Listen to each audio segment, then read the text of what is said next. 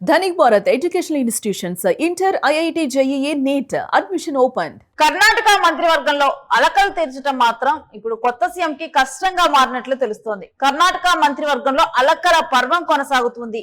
CM డీకేకి షాకుల మీద షాకులు ఇస్తున్నారు మంత్రులు. అసంతృప్తి వ్యక్తం చేస్తున్నారు. ఇప్పుడు మరో సీనియర్ తనకు కేటాయించిన శాఖ మీద మంత్రి మునియప్ప అసంతృప్తి వ్యక్తం చేసిన విషయం తెలిసిందే.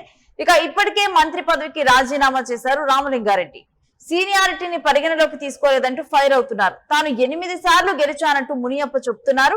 మంత్రివర్గ విస్తరణను మరోసారి సమీక్షించాలంటే హితవు పలికారు. ఈ సందర్భంగా ఇక ఎవరిని బుజ్జగించవద్దని సీఎం డీకే శివకుమార్ కు ఏఐసిసి సూచన చేసినట్లుగా తెలుస్తోంది. ಖಾತೆ ಸರಿಯಾಗಿಲ್ಲ, ಸೀನಿಯಾರಿಟಿ ಮೇಂಟೈನ್ ಆಗಿಲ್ಲ.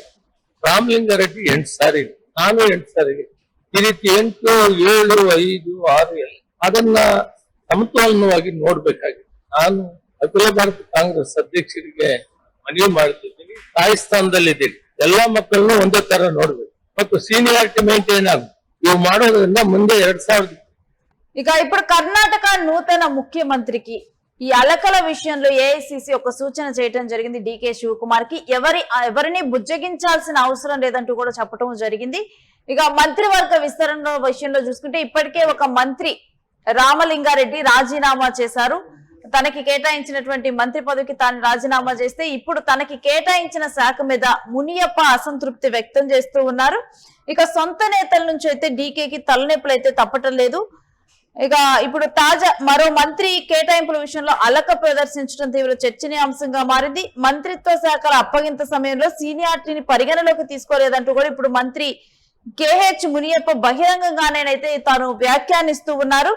తాజా కేబినెట్ విస్తరణలో మనం మునియప్పకు చూసాము. తాజా కేబినెట్ విస్తరణ జరిగింది. డీకే ప్రమాణ స్వీకారం చేసినప్పుడే డీకేతో పాటు పలువురు మంత్రులు ప్రమాణ స్వీకారం చేయటం, ఆ తర్వాత కొంతమందికి మిగిలినటువంటి మంత్రులకు కూడా శాఖలు కేటాయించడం ఈ రకంగా జరిగింది. ఇక ఇప్పుడు వీటి మీద అసంతృప్తి వ్యక్తమవుతూ ఉంది.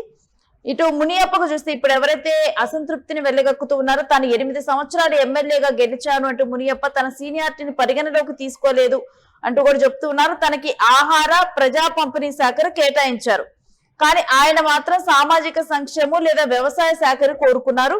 ఇందుకే ఇప్పుడు అసంతృప్తి వ్యక్తమవుతూ ఉంది. ఇక రామలింగారెడ్డి రాజీనామా నేపథ్యంలో మునియప్ప మీడియాతో మాట్లాడుతూ కూడా డీకే సర్కార్ పైన అయితే విమర్శలు చేశారు.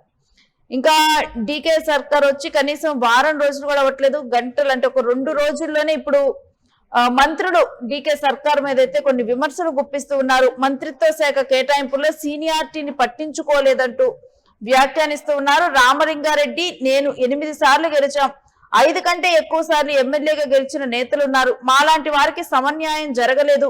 అనుభవం ఉన్న నేతలకు సమానంగా చూడాలని కాంగ్రెస్ అధ్యక్షుడు ఖర్గేను కోరుతున్నా అంటూ మునియప్ప తెలిపారు.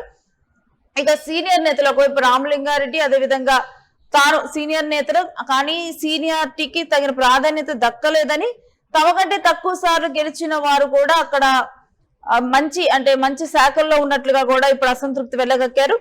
ఇక రాహుల్ గాంధీ ఇటీవల రాష్ట్రానికి వచ్చినప్పుడు ఆయనకు నేను అభ్యర్థన చేశానంటూ సామాజిక సంక్షేమ శాఖ ఇస్తే ప్రజలకు మరింత సేవ చేయగలనని, వ్యవసాయం ఇస్తే రైతుల ప్రయోజనాల కోసం పని చేయగలనట్టు తాను చెప్పినట్లుగా చెప్పారు. ఇక ఇరిగేషన్ ఇచ్చినా రైతులకు సేవ చేసే అవకాశం లభిస్తుందని తాను భావించినట్లుగా రాహుల్ గాంధీకి చెప్పినట్లుగా తెలుస్తుంది. ఇక వచ్చే అసెంబ్లీ ఎన్నికలను దృష్టిలో పెట్టుకుని శాఖల కేటాయింపుల్లో సీనియారిటీని పరిగణలోకి తీసుకోవాలంటూ హైకమాండ్ కోరుతున్నా అంటూ ఇప్పుడు మంత్రివర్గ విస్తరణను మరోసారి సమీక్షించాలంటూ మునియప్ప డిమాండ్ చేశారు. ఇక ఈ ఉదయం రామలింగారెడ్డి తన పదవికి రాజీనామా చేశారు. నగర అభివృద్ధి శాఖ ఇవ్వాలని విన్నవించినా తనకు అవగాహన లేని నీటిపారుదల శాఖ ఇచ్చారంటూ ఆయన అసంతృప్తి వెళ్ళగక్కుతూ రాజీనామా చేశారు.